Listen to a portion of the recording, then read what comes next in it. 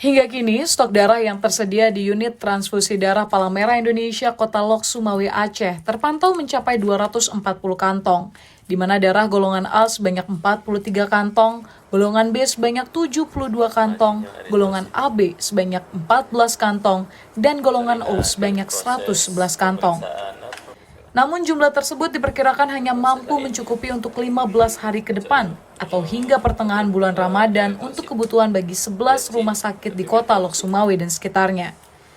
Selain untuk transfusi, kebutuhan darah juga meningkat di kalangan pasien yang menjalani operasi maupun pasien umum lainnya.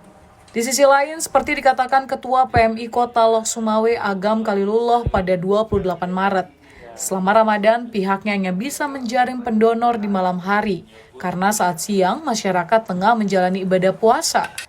Padahal, setiap bulannya PMI Lok Sumawe membutuhkan 500 hingga 600 kantong darah, dan untuk menjaga stok, pihaknya juga menggandeng sejumlah instansi, dinas, kampus, sekolah, dan komunitas agar mendapatkan pendonor tetap. PJ Wali Kota Lok Sumawe juga telah melakukan launching donor darah untuk pelajar ya. Jadi kita sudah menggait sejumlah sektor untuk memenuhi jumlah ketersediaan darah ini untuk melayani masyarakat.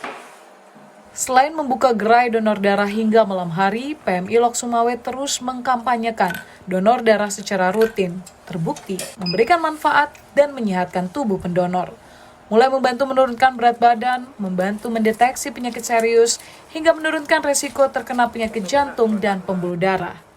Dari Lok Sumawe Aceh, Trifani, Kantor Berita Antara, mewartakan. Banyak. Kita lenggar ya.